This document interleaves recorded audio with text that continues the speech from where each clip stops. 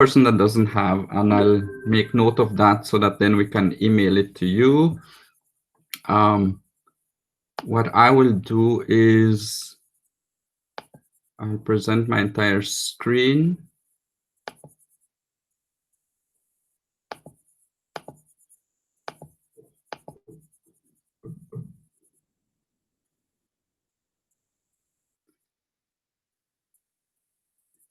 Okay, so can you guys see the agenda I have there that I'm sharing?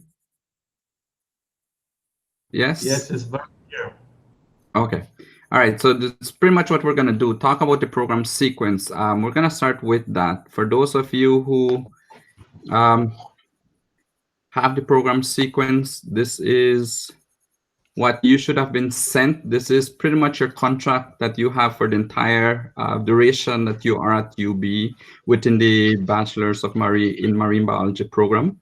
And so this is a 4-year program.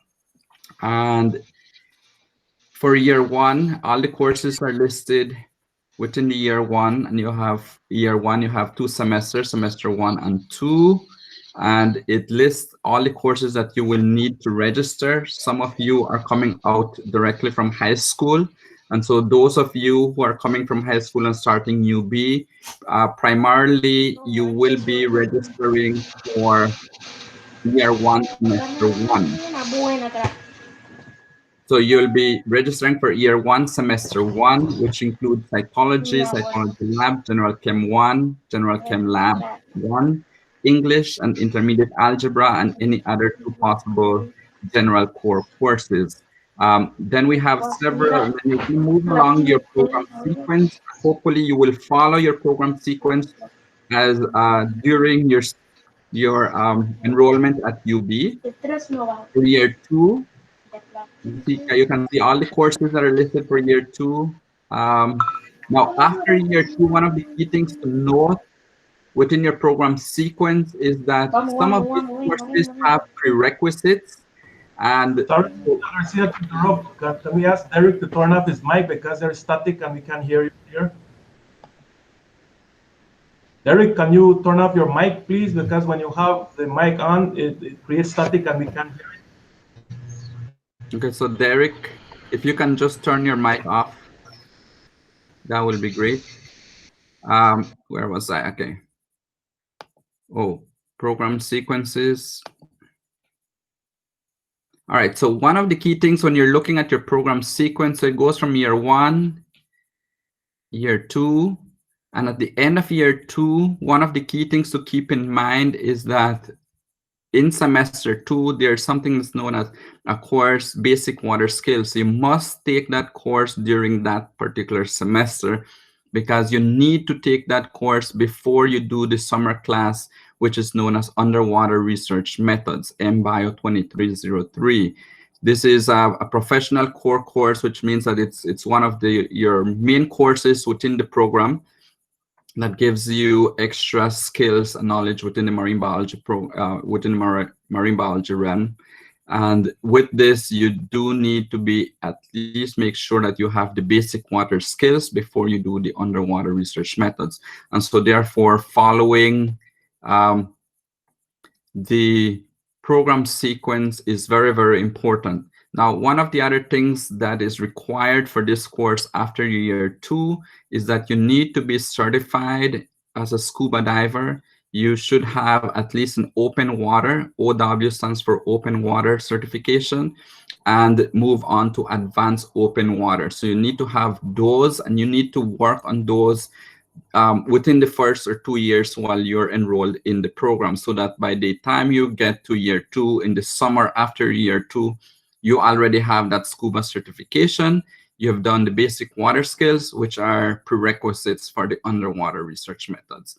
This certification process can be done anywhere. So you can discuss this with your advisor later on. We still have enough time if you're just starting the program. And so once you do the certification, then you should be okay. For those who are transferring from a sixth form or from an associate degree program into the bachelor's program, You will be registering for courses listed under year 3, semester 1. So you have tropical marine inverts, you have a lab, marine botany, botany lab, experimental design and analysis, biostatistics 2. But if you have not done biostatistics 1, then you will have to do biostats 1, and then we're going to shift your courses so that there's minimum disruption in your sequence. And then GIS also needs to be part of the courses that you will register for semester 1, which is this particular semester. So, we're going to talk about prerequisites. Some of you will need, those who are transferring from an associate degree to a bachelor's, I will need to evaluate your transcripts. And therefore, I need to have a completed transcript. If you have access to that, you can email it to me. Or for those who are transferring within UB, I will have access to that. But if you're coming from a different sixth form, then I'm going to check the system to make sure that your full transcript is registered in the system, and I will have access to that. Then I can do the transfers. For those coming from high school, in order for you to register, look closely at your acceptance letter, whether you are required to take any pre-college courses or not. If not, then you will probably go directly and register for English 1 and intermediate algebra. If you don't have any of the chemistry background, then you will probably have to do pre-chem course. So for this, if you don't have the necessary background, and depending on what your particular letter of acceptance states, then you might be required to take additional courses before you sign up for these courses. This, we can further discuss that in your advising sessions tomorrow, which we will do individually. So this is primarily some of the courses. There's also another summer course, and during the summer at the end of year 3, which is coral reef biology and ecology. And again, this is a professional core course. It's a field course. These are field courses that run for up to for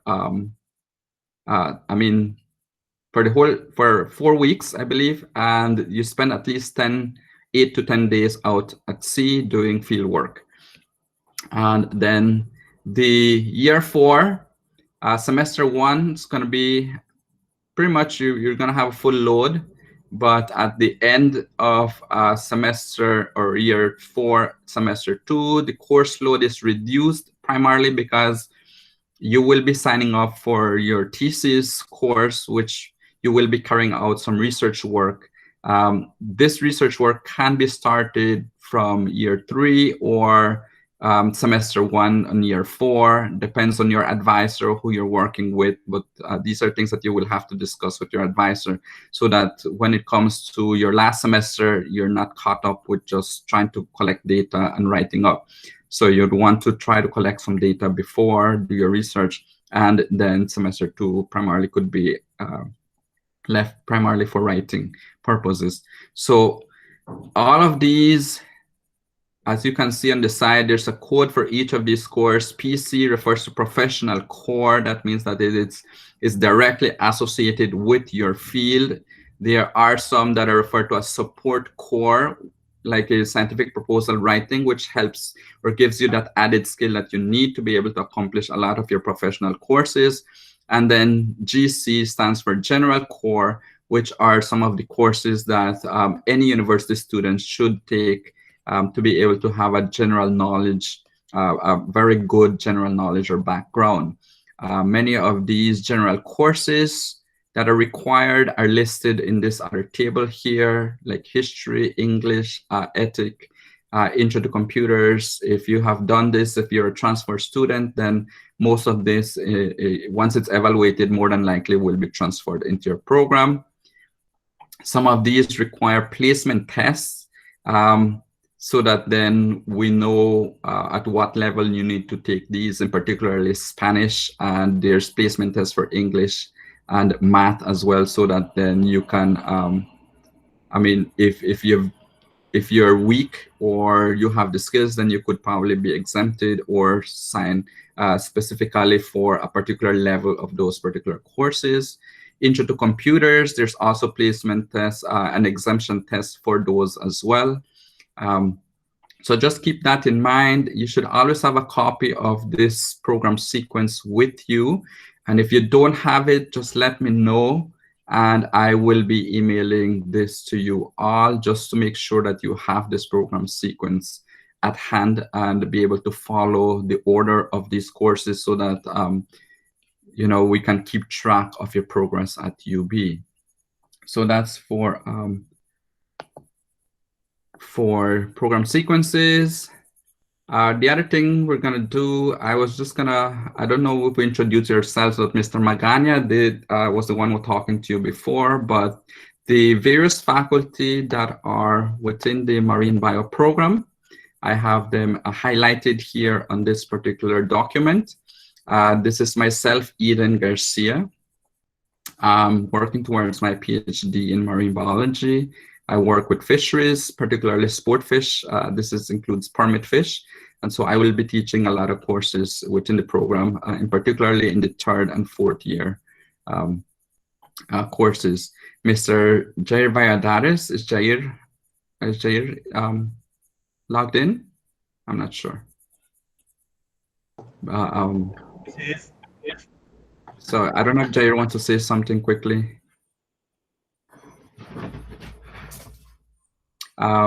Then we have Dr. Leandra Cho Ricketts. She is associated with the ERI and the science department. She normally teaches all the field courses during the summer. She's currently on vacation, so she's not part of the whole orientation today. Dr. Carillas is within the bio program as well. You know, Mr. Magana, Dr. Arlene Rogers is within the Marine Bio program, but she's also associated with the ERI, and she'll be teaching some courses as well, particularly year 3 and 4.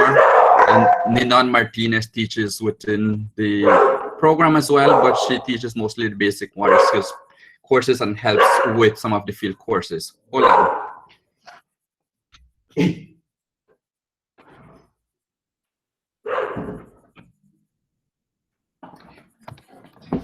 All right, so that's all for lecturers. Mr. Magana, he's also part of the program. I'm not sure if you want to say something, Joaquin.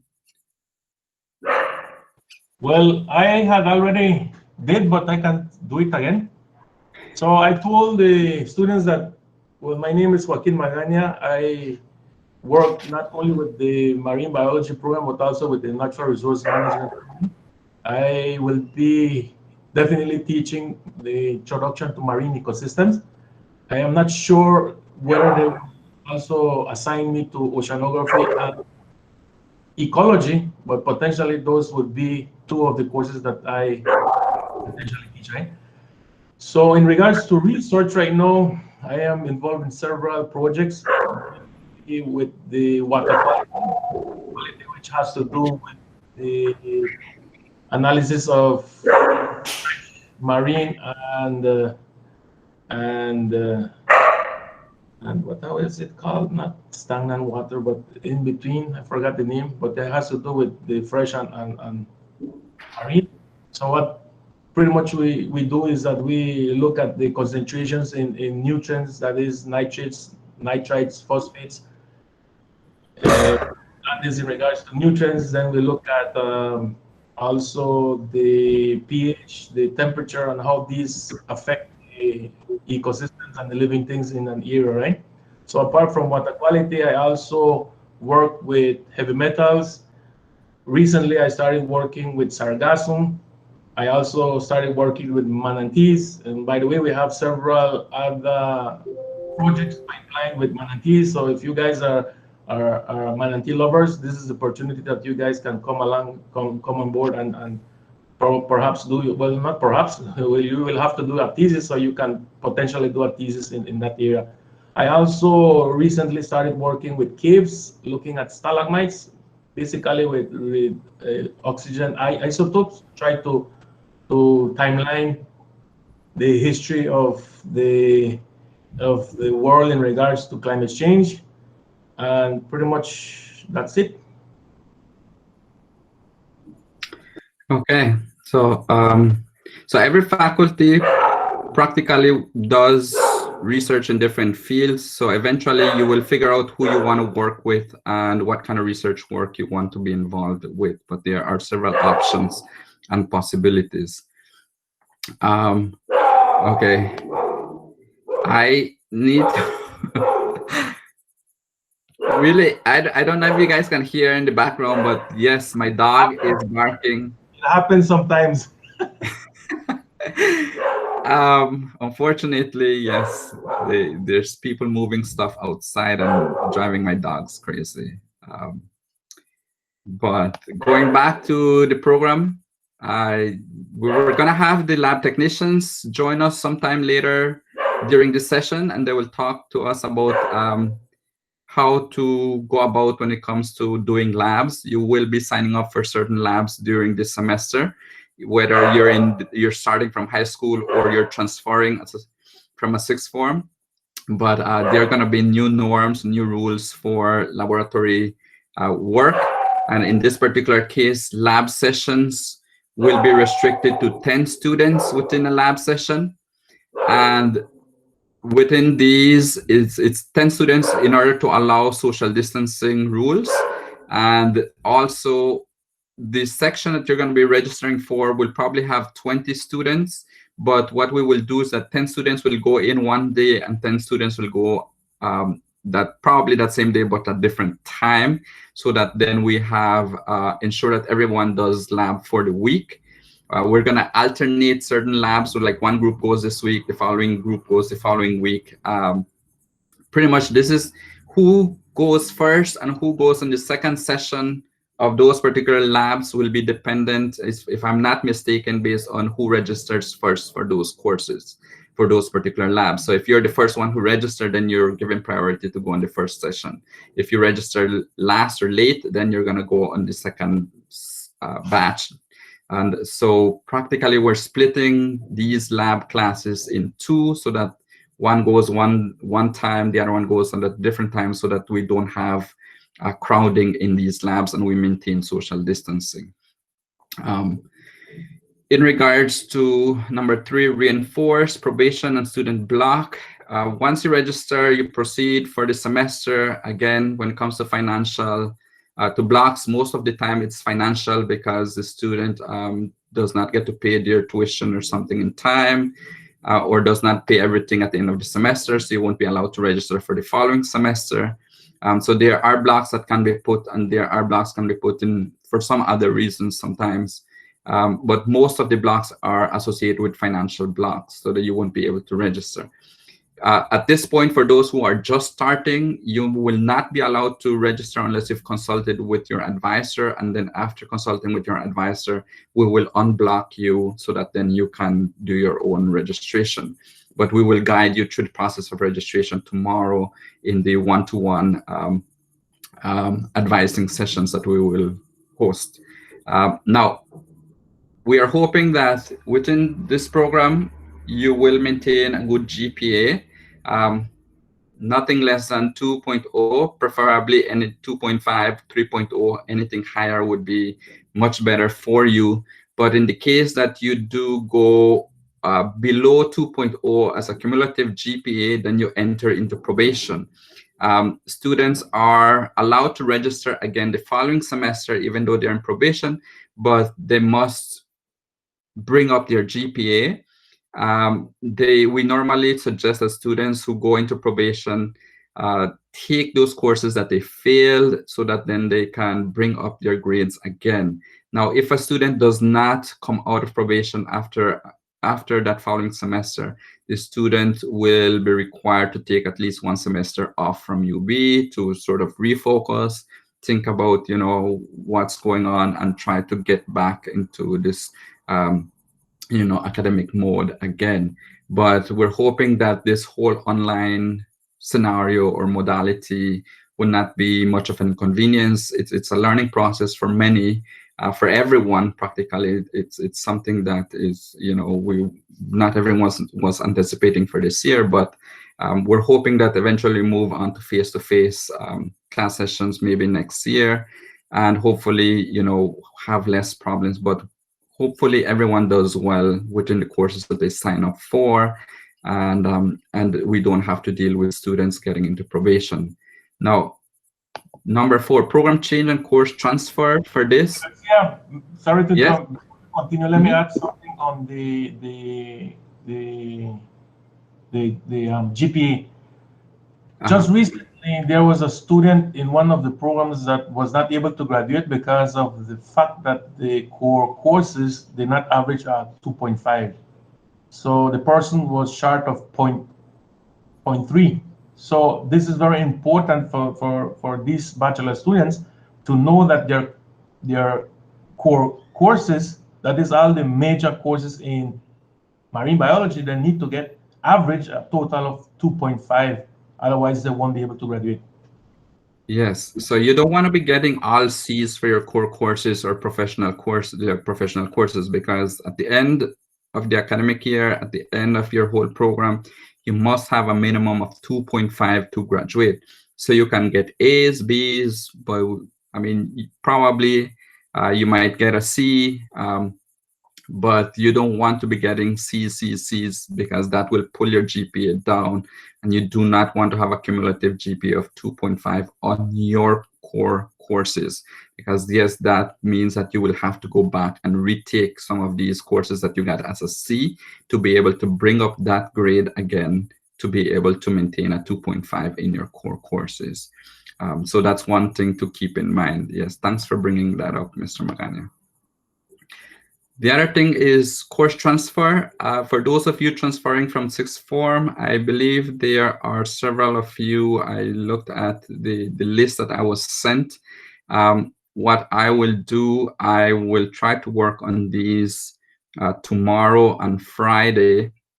But usually course transfer takes quite a bit of time before they are processed. So it goes from the advisor's office or desk to the chair's desk, and then the chair to the dean, and then eventually goes to the office of records, where then it becomes vetted and then incorporated in the system. So you probably won't see these course transfers until next semester in the system.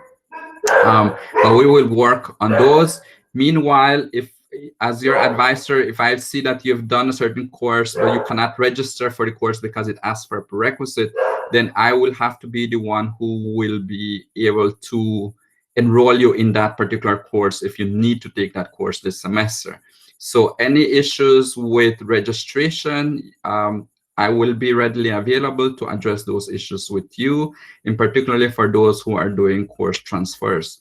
Now, some of you, I've known students who probably are in a program, then eventually decide, well, I want to change, or some students who are in some other program and they want to transfer into marine biology. It can be done. There are special forms, there's program change forms for you to fill to be able to do these things. And again, a program change does not take into effect immediately. It takes effect the following semester. So if you do a program change now, you realize that maybe it's too much or something like that, and you want to change programs, then you will need to consult with your advisor and then fill those particular forms. But it normally comes into effect the following semester. Now, one of the other things here, number 5, review of online modality. In this case, for this particular semester. Can I add a little bit course transfer? Yes. I noticed that several students want to transfer associates to bachelors. That cannot be done. You can only transfer bachelors with bachelors. And as is, I don't think that we have looked at the course transfers for marine biologists. So the only courses that would potentially be transferred are the UB courses that have been done. But if they don't have it, then they will need to go through the whole process. Yeah, so we'll be looking at students' transcripts to be able to figure out what, based on other programs that UB has and what courses they have accepted as a transfer course, we'll be looking at those and evaluating those transcripts. And so that will take quite a bit of time. Hopefully by the end of next week, all of that can be sorted out. But we will try to work with the student depending on which sixth form it comes from to see how best we can ensure a smooth registration process. Yeah. Now, with this whole online modality, I believe that I don't know if all of you are just finishing school.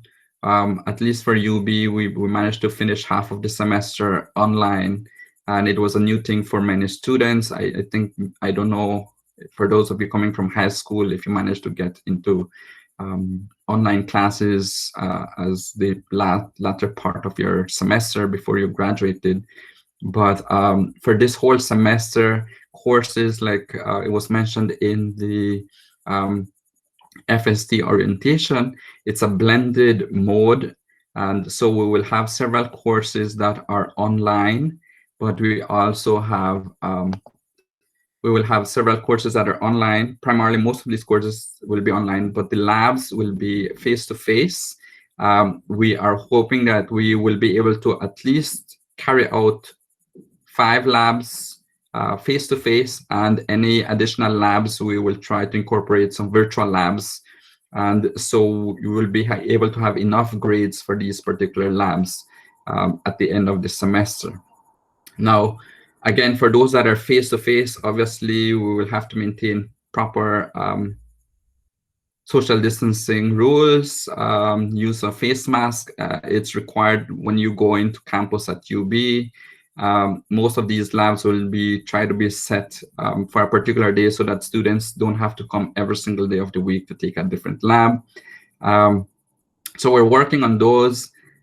For the courses, again, for online, if I guess most of you are here logged in today, this is primarily what's going to be the modality. You get here, but in case of my courses, what I will also want is that, yes, you will have your microphone off, but I will also require you to have your video camera on so that we can see each other. I can know who I'm talking to. At this point, I see names, but I don't know who they are.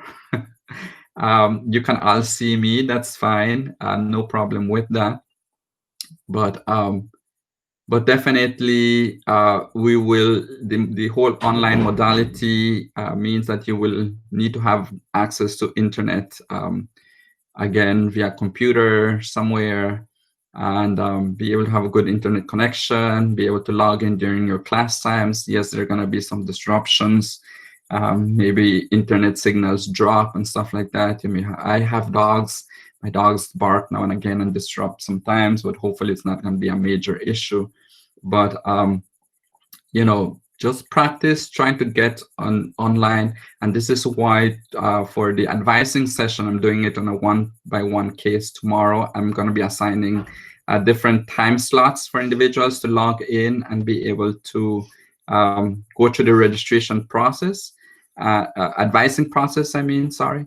But again, just to give you, the more you work on your computer, the more you log on these things, the easier it's going to be for you. One of the key things also is that you must keep using your UB email address that you're provided. You have to use again, it's your student ID at ub.edu.bz. Some of the students who were already at UB, the email address was different. It used to be ubstudents at ubstudents.bz. I forgot what the ending is, so it's different though. So now it's the ending for email addresses are at ub.bz.edu. And so make sure that you're able to log into the Moodle platform, because most of the materials will also be posted either on Moodle, or your instructors are going to be using Google Classroom to post materials, to give assessments. or also in this particular manner, we'll be using Google Meet, where you'll be sent the link for you to be able to access the web and the video cameras, and so we can have these sort of virtual face-to-face sort of conversations and lecture discussions. So Moodle is the main platform that UB has in the system, so make sure that you're able to get into Moodle, navigate through Moodle to be able to access your courses once you register. You need to get into Moodle to be able to register as well. Your online platform to be able to portal to be able to register. And so, but if you do have any issues with your email login problems, again, you will need to contact the ICT department at ict@ub.edu.bz for them to be able to provide you with access if you have problems to logging in. But again, we will rely on your UB email address to connect to any of these platforms and to have access to course materials and to communicate with your lecturers or with the chair or the dean if needs to be. And so don't forget that when it comes to this online modality. I don't know if Mr. Magana has any other things he would like to comment in regards to online use. Yeah, sure. In regards to the online, like how I was explaining to the students earlier, right? So from my understanding, UB will have two modalities. In fact, three. The face-to-face, which will apply to labs, and then for the online, there will be two types. The one that was previously real online, that students will log in and they will do it at their own pace, finish at their own pace, and once a week they would meet. Now there is, and that is called is asynchronous, right? So you will have synchronous and asynchronous, meaning that one, you will be totally online on your own. And then two, the one that I was explaining to them earlier is that in fact, like some of my courses, and I'm quite sure that you also will be working it like that they will have a time slot. Like let's say it will be from Monday to Wednesday, every 9 to 10. So they will have to log in, and then it will be like a face-to-face thing, but online.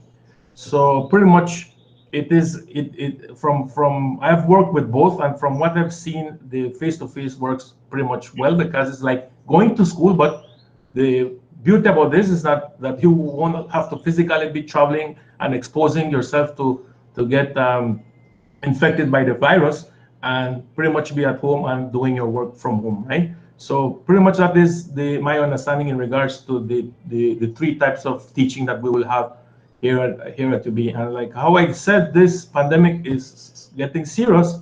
I hope and I pray that this contamination that is going stops, because if not, the people that will be doing their labs will be in trouble.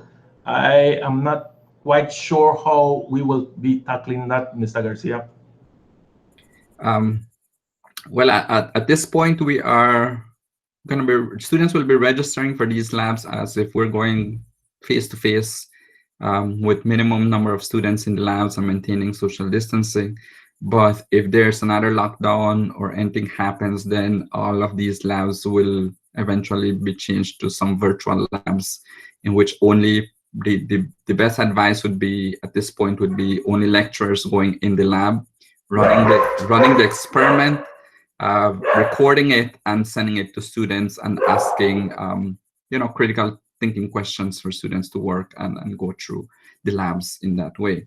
But it's something that we have yet to decide, and again, it is all based on the outcome of all these new clusters of COVID cases that are appearing in Belize, in the north. So we shall see. But at this point, you do register for the course, even if it's a lab. But keep in mind that we might change the modality of how the lab is offered from face-to-face to maybe shifting to virtual labs. So, and I think we need to emphasize to students to take all the necessary precautions, take care of themselves.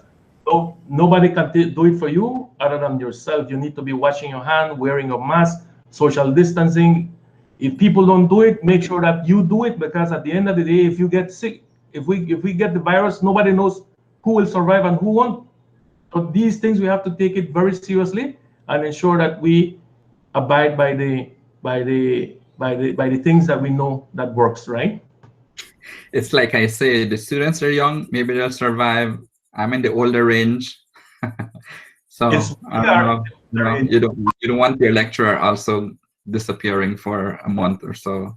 But this is serious business for everyone. So we all want to make sure that we do take part in doing our part in being responsible and following the proper rules and maintaining yourself as safe as possible.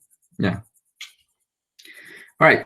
So the next is in regards to number 6, prerequisites. Again, for if you have your program sequence, you look at all these courses, they may have prerequisites or co-requisites, meaning prerequisites means that you have to take a course prior to registering for that course. In some cases, the core requisites means that you will be taking 2 courses at the same time. In this case, like those who are coming in their first semester, they register for cytology. I will be teaching cytology, but those registering for cytology class will also have to register for cytology lab. So those are taken together. So that's referred to as a core requisite. But one of the prerequisites of doing cytology is that we would expect students to at least have done high school science or biology, or have some high school background, or have done pre-college biology, or the remedial bio courses that UB offers. So those are some of the prerequisites. And then later on, as you progress in your course sequence, like the summer courses, the underwater research methods, and the coral reef ecology, in particularly, those have several prerequisites that you will need to take into consideration. Make sure that you don't wait until the last semester, prior semester, to get those prerequisites done, because it might be a lot. Like the underwater research methods requires you to be certified to the advanced open water diver certification, and also pass the basic water skills course, which is, again, this is a marine bio course program. So we want to make sure that you can swim, you can float, you can drift, you're there in the water if needs be. We don't have to teach you, take you out in the field and then realize you can't swim. I know that's how I started, but that's not the best approach in life. So you would want to at least be able to have some of the basic skills in handling yourself in the water before you take these field courses, where you got to spend days out at sea doing stuff. And so please look at the prerequisites and the prerequisites within your program sequence and try to follow those. For those coming from high school or transferring, again, the UB system I've looked at, I only have your acceptance letters. I don't have full access to your high school transcripts or any of these things. It's only maybe 1 or 2 has the full records online. And so I will need copies of your ad-libs course whenever we meet tomorrow for your advising session. If you have your ad-libs course, please have them at hand so I can look at it, or if you can email it to me, that will be even better. So take a photo of it, a picture of it, send it to me so that then I can use it for evaluating your status, so that then I can advise you properly tomorrow in regards to courses that you need to register for. And in regards to appointments for advising, for those who are my students, I already have an advising schedule. I think you can see this spreadsheet. And I have advising sessions for 20 minutes each session. And I've assigned different students. And again, just look at your student ID and note the time that you're scheduled. I will send one link for advising, and then just log in at your particular time. Don't try to log in like at 11 if your stuff is at 12, because then I will be talking to somebody else. I just don't want to send a separate link to every single person. I'm just going to have one link and have my computer running so that then students can log in at different time sessions. And so this would be for, and in the morning, I'm practically doing the ones that are high school transfers, which will be more relatively easier. And then in the afternoon, I'll be working with the those that are transferring from a particular sixth form, because that will require a little bit more time and discussion. And so please try to stick to your time. I will try to stick to my time. If needs be, if we don't finish with the advising, we can reschedule some other time for Friday for a few individuals and run advising on Friday as well. But hopefully 20 minutes will be more than enough.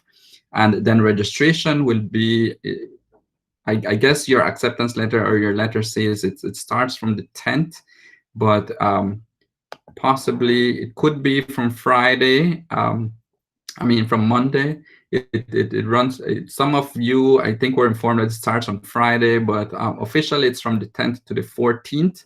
So you should be able to register during this time. But if there are any issues during registration, I will be readily available, and you can send me emails, and we can coordinate times and have these virtual meetings so that then I can facilitate or help you with the whole process of registering. I can show you through, again, a Google Meet and present you the whole system and show you how to practically go in and register as well. So those are some of the things that we can work. I will be emailing this to students who are my advisees. I think everyone is here. Let's see.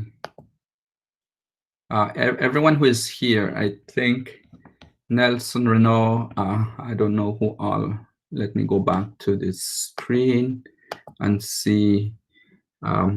Bianca, I'm your advisor. Chris, Alegria, Derek Padillas, Trejo as well. Kaylee, I'm your advisor. Kyle, Lucas, Mauricio, Nelson, Gonzalez, Wilbert, all of you guys, I will be your advisor. So you will be seeing me tomorrow again. So we'll talk about the whole registration process tomorrow. I think that's pretty much everything I have. I don't know if students have any questions, any concerns that you would want to. There's quite a lot that we can talk about, but I don't want to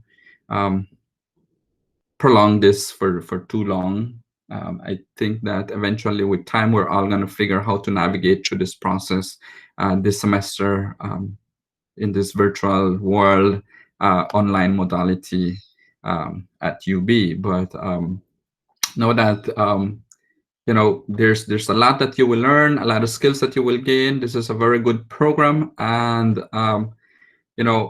eventually we'll get out there once all this whole COVID thing is, I don't know if things are going to ever get back to normal, but we'll have more opportunities later on to go out there and do a lot more field work, learn more in the natural environment as well. But apart from this, if you have any questions, feel free to ask at this point. Just let's hope you can log in one by one. And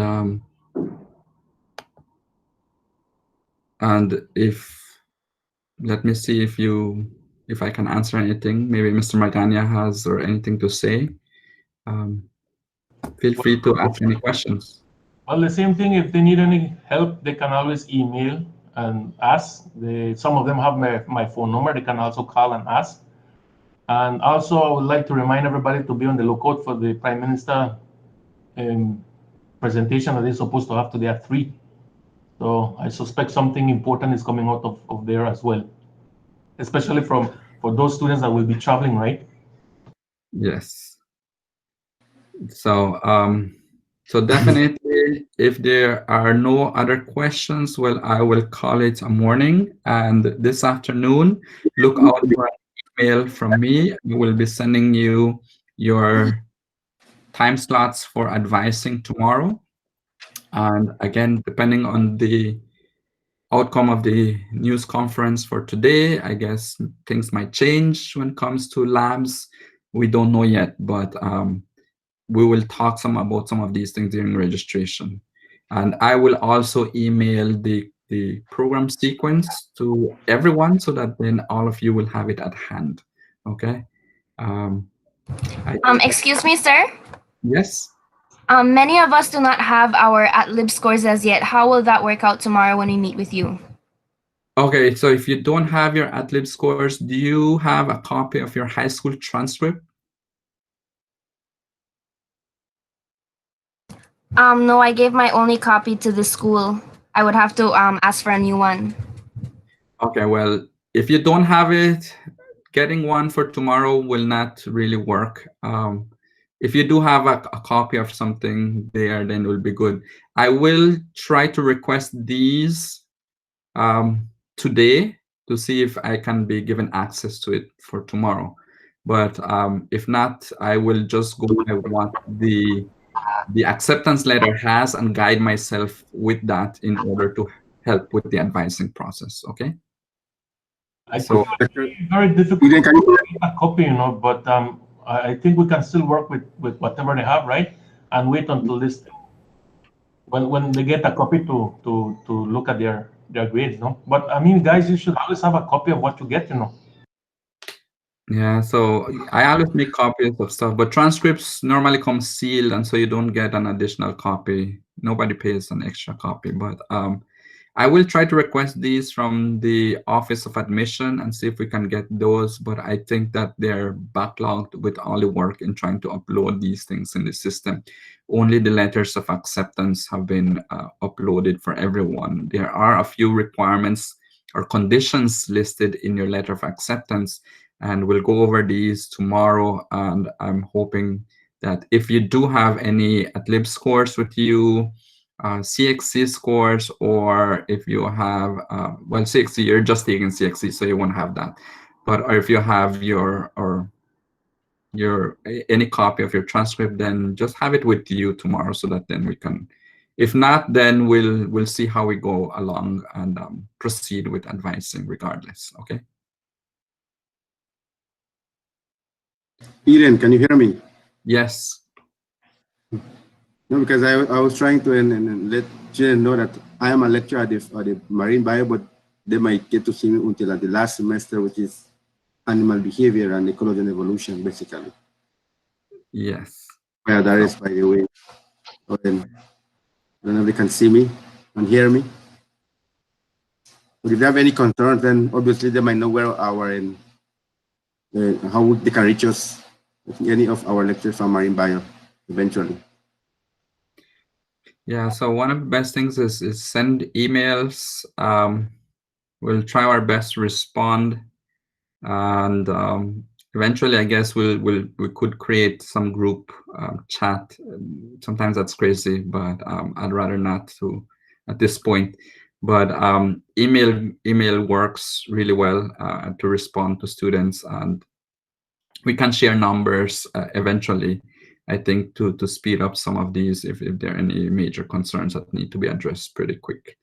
And again, some of your lecturers, like myself, you will see me. For those who are starting at your year one, semester one, I will be teaching cytology, so you'll be seeing me. It's again, it's going to be a heavy course with a lot of information, but hopefully we progress through it and everybody does well. You will see your other lecturers who are in the program later on in year 2 or year 3. Most of us teach within the year 3 and year 4 because most of the professional core courses in marine bio are scheduled at that particular time. At the first 2 years, you're taking quite a lot of the bio courses that will give you a stronger background so that when you get to your third and fourth year, you have all of that will help you with all the professional courses that you will be taking later on. All right. And then eventually by then, we will be having face-to-face classes and you get to meet all of us and know who your lecturers are. All right. That's it for for me. In regards to textbooks, not at this point, UB has shifted to ebooks, and so it will be dependent on the course that you are taking, whether there is an ebook associated with that course or not. You will not know until you're registered for that course and until you get the course outline from the lecturer, and if the lecturer indicates that you definitely need to get an ebook.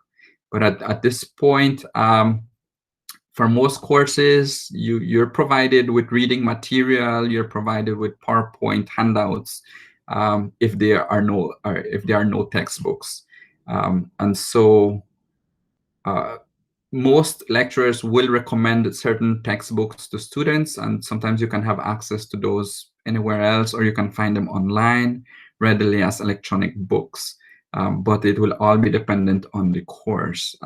Like in the marine bio program, like a lot of the underwater research methods course, there's no book for it. It's just a compilation of different techniques and stuff that you will be taught. And so some of these do not require textbooks. I teach tropical marine inverts, and there's no book in regards to that course, because we look at selective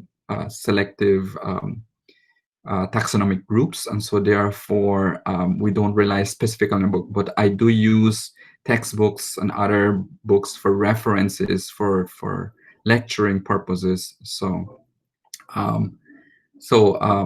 you know, it would all be dependent on which class or course you're taking. In a price estimate we receive, it says that the cost for ebooks would be around $150. Is that in total or for individual books? I would not be able to say. I don't think that these ebooks would cost $150 each. Most ebooks are cheaper than that. And if that's the case, sometimes you can rent them through Amazon as well. Rent them for the semester in Amazon, which sometimes comes out much cheaper. But it would all be dependent on the course. So don't worry about the cost at this point.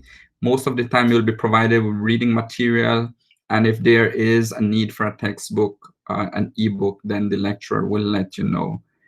But it may be for some of the general core courses that you will be required to get some of these.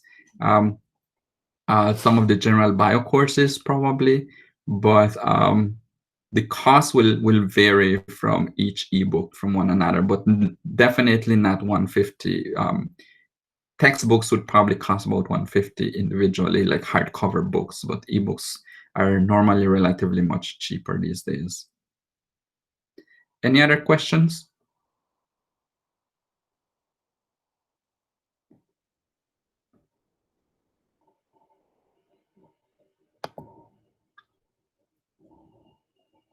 All right, I think that should be it for this morning, I guess. Well, I want to say thank you to everyone who logged in today, and hopefully we didn't have major technical difficulties like I did getting connected this morning. But I'll see you guys tomorrow. I'll send an email to every single one of you, all right? Thank you for joining this session this morning. All right. Before they go, they will be able to access the video from their so the recording of this session will also be posted. If you log into your UB email, you go to your calendar on the section under events. Try to find a section that says events in your calendar. This will be posted under your events session. Okay. Perhaps if you show them, because some of them are new, remember?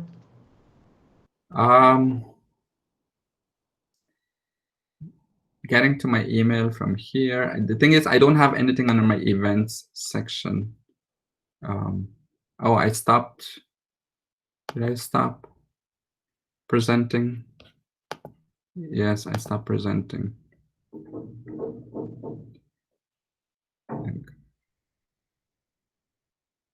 Let's see.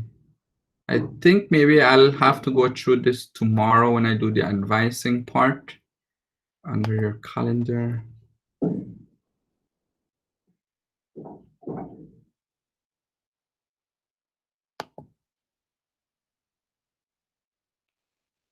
If you want, I can quickly show them here. Okay, go ahead, because I'm trying to log into my stuff. Please do so. No, it doesn't allow me. Maybe because I don't have rights. Yeah, because we're not the ones who sent this link to everyone, so I can't find it in mine either. So, you know, there's a lot of these. Here it goes. Here it goes. Can you see it? Yes. All right. So, guys, all you have to do when you access your email, where is it? I can't see it. Oh, here it is. So you go in this section where it says Google Apps, and you go to Calendar, and then, like in this case, you have the sessions that you were assigned to. So you click on it, and then it will take you automatically to the drive that is being saved. Yeah. Or another option would be that you go to your drive, then there will be meeting recordings. And here, for example, I have all from previous semesters, all the presentations I have. And there, if you have access to that, then it will give you can check on the recordings. So that's it. Okay. So, all right. Well, thank you, everyone. We're going to save this recording, and everybody will have access to it under your events within your calendar for this particular session here. All right. Thank you, everyone. I'm going to stop recording.